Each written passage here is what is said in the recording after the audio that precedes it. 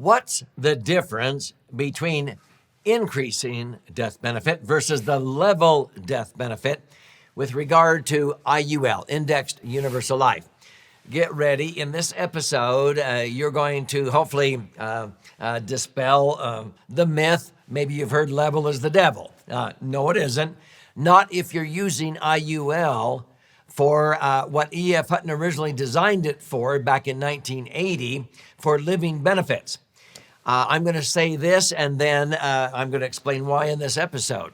At some point, if you're using IUL for living tax-free accumulation, tax-free income, you will want the level death benefit sooner or later, but at some point, you're going to want to switch it to level death benefit if you want to have the cost of the insurance get cheaper as you get older, to maximize your income instead of trying to maximize what you leave behind when you die. If you're trying to do that, maximize what you leave behind when you die, then you can use the increasing death benefit. But the vast majority of my clients are using it for their tax-free retirement income. Level is going to be the answer at some point for everybody if that's your objective. So get ready. I'm going to blow you away with some new insights that maybe you did not know or understood. So I'm Doug Andrew. I've been a financial strategist and retirement planning specialist now for 5 decades, helping thousands of Americans optimize their assets, minimize taxes, and prepare for a comfortable retirement. And my favorite vehicle, without question, is a properly structured, max-funded, indexed universal life. Now, again, if it's structured correctly and funded properly, it is deemed a laser fund. Laser is an acronym that I've used for years that stands for Liquid Assets Safely Earning Returns, a laser fund.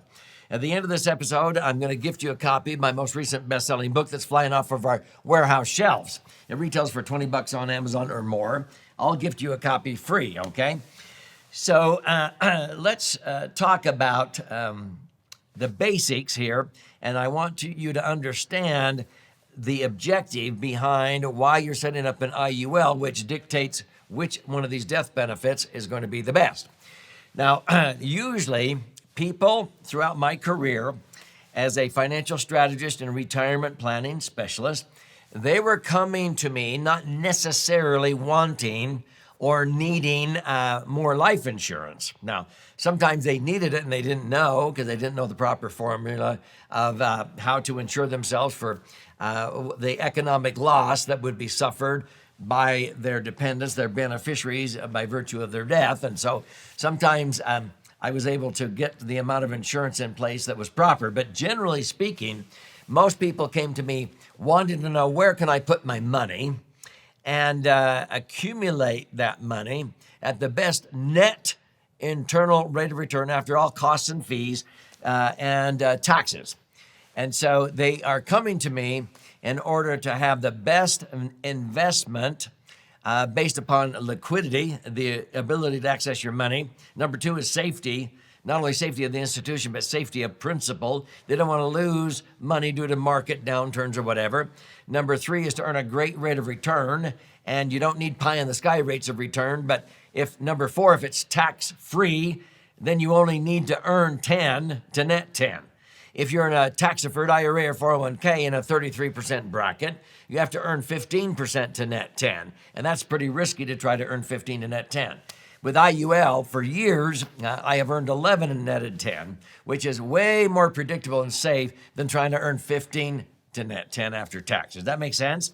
So the reason why I love a property structured max-funded IUL is because it passes the liquidity, safety, rate of return test with flying colors. Those are the key elements of a prudent investment, and it's tax-free to boot.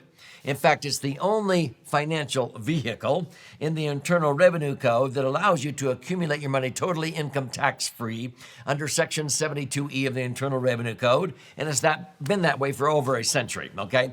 You can access your money totally income tax-free under Section 7702 of the code, and you don't have to wait till you're 59 and a half, and you don't have to start taking money out at age 72 like an IRA or 401k. I don't like those strings attached, okay?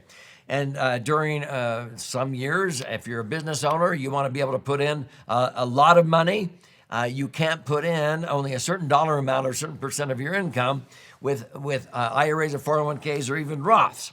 That's why I've never owned an IRA or 401k, never will. And I've never owned a Roth IRA or 401k. Why would I mess around with all those restrictions when I don't have to have those restrictions on an IUL? An IUL has the two benefits of a Roth. Your money accumulates tax-free, and you can take out tax-free income. Those are the two benefits of a Roth. But you have 4 additional benefits on top of those 2 benefits with an IUL. I can structure an IUL to accommodate $30,000 a year or $300,000 a year. You can't do that with a Roth. In fact, if you make too much money, you can't even participate in a Roth. That's why many savvy CPAs and tax attorneys refer to IUL as the rich person's Roth. And I snicker because you don't have to be rich to have one. I have another episode that talks about you can set one up for $500 a month. But if you make too much money, you can't even participate in a Roth. But with an IUL, I can put in $30,000 and make up the other $270,000 anytime I want in future years. With the Roth, you don't have that much room. You don't have room to put in $300,000 a year. But whatever room you do have, if you don't use it in that given tax year, you lose it. If you don't use it, you lose it. Okay. I don't want all those strings attached. The next advantage of an IUL is, let's say I put in $300,000 and I need a few months later, a year later, I need $200,000 for some emergency or some business opportunity or whatever. I can access that money out of an IUL. There's no 10% penalty. I don't have to wait 5 years or till I'm 59 and a half like a Roth. Okay. I don't want all the strings attached. I want access to my money. The next advantage of an IUL, which is number 5 out of 6 advantages, is that you can use indexing. So you participate when the market goes up, but you don't lose when the market crashes because your money is not at risk in the market. You're using indexing and instead of an index mutual fund, let's say, okay? And so you make money when the market goes up, you don't lose when it goes down. But the 6th advantage of an IUL is if you pass away, the money in an IUL will blossom and transfer tax-free. It increases in value and transfers income tax-free. There's not a Roth around that will do that. So the point is this: why would I mess around with a Roth when I only have 2 advantages when I can have 6 advantages, those 2 and 4 additional with an IUL, that you don't have all those strings attached. And so when we talk about it, then people say, well, what's the objective? Now, most people come to me because they're using it for living benefits. They are not so interested in maximizing what they leave behind. Now, if right off the bat somebody says, well, I want to maximize what I leave behind when I die, well, okay. Well, then, why would you leave behind this when you die when you could leave behind this or this or this? If that's true, then you'll minimum fund the insurance, okay? You get the X amount of insurance and you put in the minimum premiums if you're trying to maximize what you leave behind. But most people come to me because they really wanted to accumulate their money tax-free and then be able to take out tax-free income. So they want the cost of the insurance to be as small as possible, not only from the word go or year one, but as you get older, you want the insurance to become cheaper as you get older. Did you hear that? You can't believe how many advisors don't know how to do that. In fact, there's a lot of people, general public, that go, well, I've never seen a life insurance policy that gets cheaper as you get older. Well, then you haven't seen one structured correctly. Okay. So this brings up the difference here between increasing versus level death benefit. Now, most of my clients for years are those that are 55 years old up to age 75 years old, even up to age 79 and 80. Now, those people are coming to me because they're preparing for retirement in the very near future.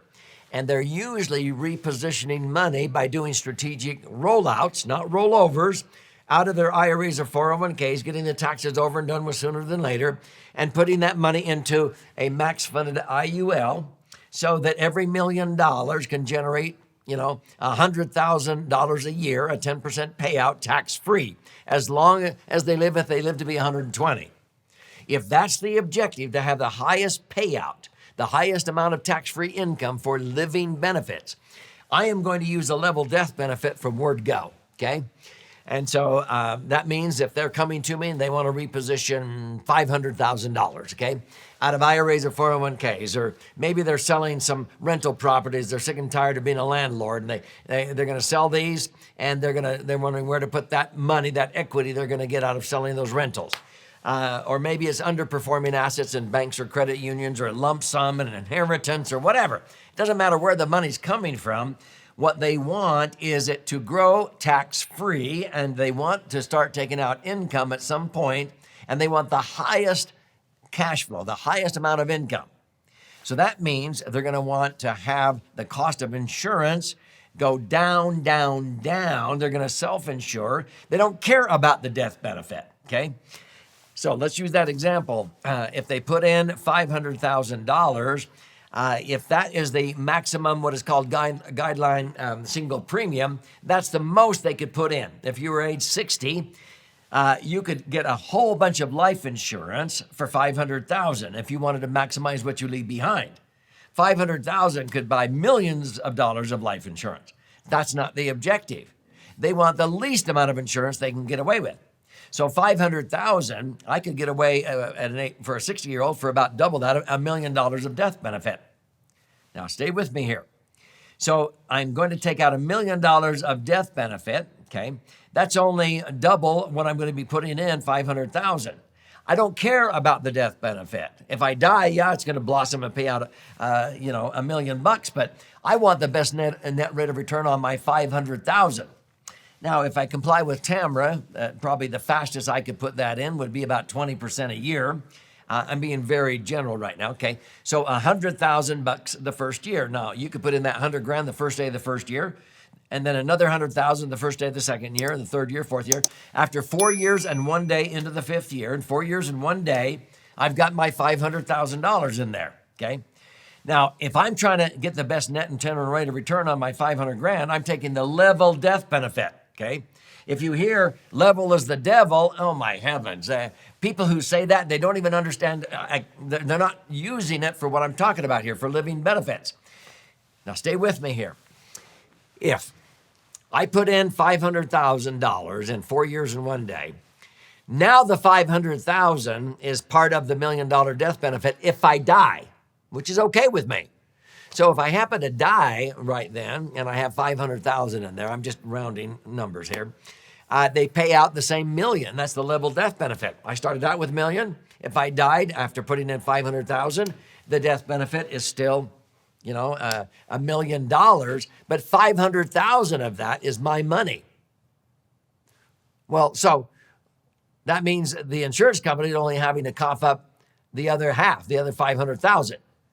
So what does that mean?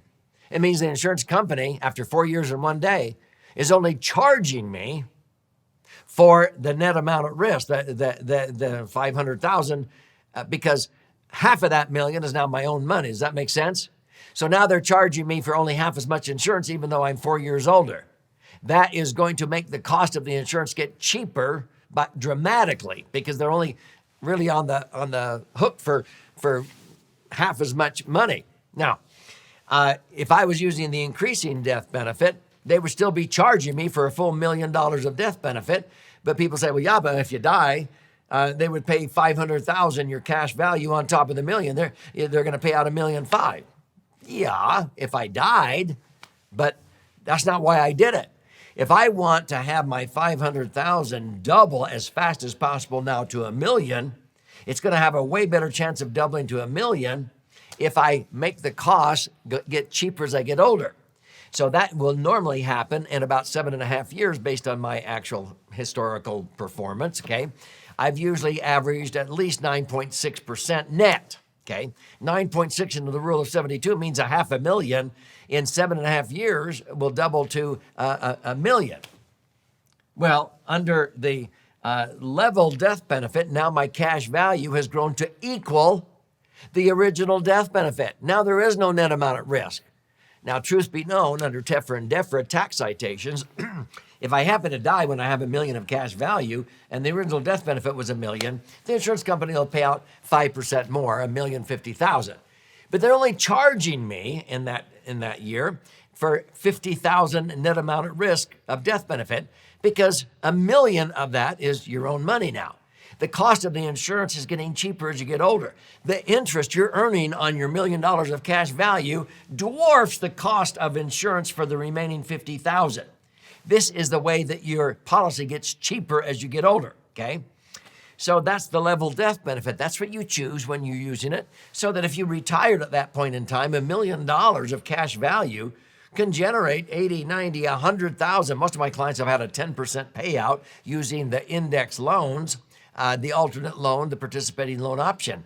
They could pull out $100,000 a year from age 65, age 70, whenever they start, and they can have that income if they live to be 120 based on actual historical performance. That is only possible with level death benefit because the insurance is getting cheaper as you get older. Is this making sense? Now, if you don't need to start taking out income, now that $1 million will double in another 7.5 years to $2 million. At that point, you can start pulling out $200,000 a year of tax-free income. If you don't need it, then $2 million can double in another 7.5 years to $4 million, and then $4 million doubles to $8 million. We have clients who started out with $500,000. They have $8 million now, generating $600,000 to $800,000 a year of tax-free income. That is only possible with the level death benefit, and we started out with level death benefit from the word go, so the insurance gets cheaper as you get older. Okay. So that pretty soon, the interest you're earning on $8 million dwarfs the cost of insurance on the little 5% more that they pay out if you die. Now, so when do you use the increasing death benefit? Well, the increasing death benefit would be if you want to maximize what you leave behind, okay? But then you'd probably minimum fund the policy. But with the increasing death benefit, it means your cash value is added on top of the death benefit. So the only time we usually use the increasing death benefit is, number one, if a person is younger and they're starting out not with lump sums and they're going to take several years to pay premiums into that IUL policy. So if you're 35, let's say, and you're starting out $500 a month or $1,000 a month, you would use the increasing death benefit. If you happen to die, the cash value is added on top of it, but it allows you to put in more money and get away with less insurance. But then when do you switch? You should not leave it as an increasing death benefit unless you are diagnosed with terminal, illness like cancer. You will stop and switch over to the level death benefit when you stop paying premiums into that policy, or maybe even sooner, okay? So I believe if you're using IUL for living benefits for tax-free income, at some point, all IUL should be using the level death benefit, and it's usually for younger people, when you stop funding it is when you switch to level. For older people, you start off right off the bat if you're going to maximum fund it within 5 or 10 years, okay?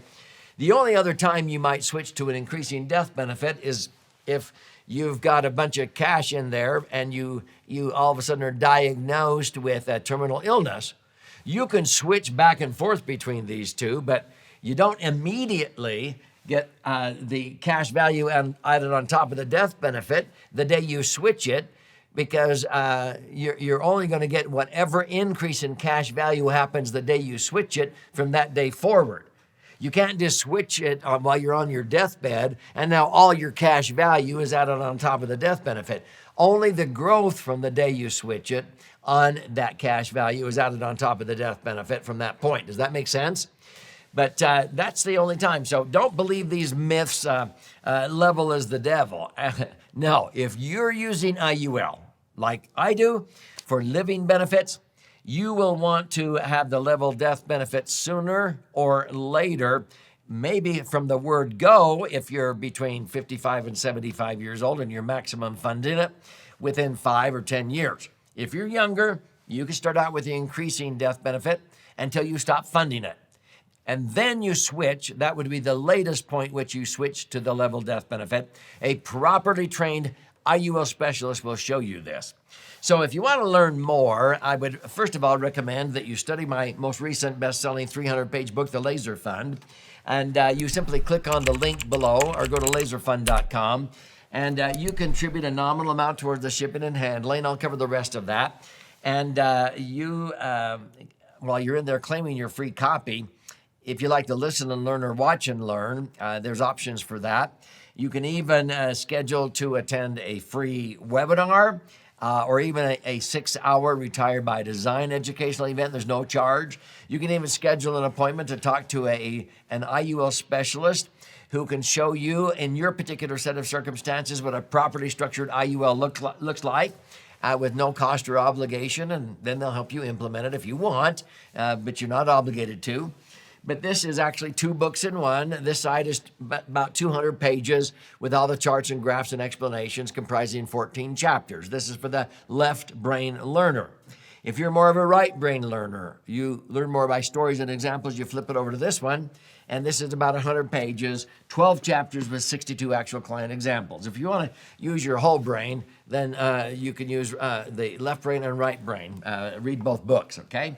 But this is not about me. This is about you and your brighter future. So if you want to learn answers to questions like this, what's the difference? You'll find them in the book and also by searching on this YouTube channel.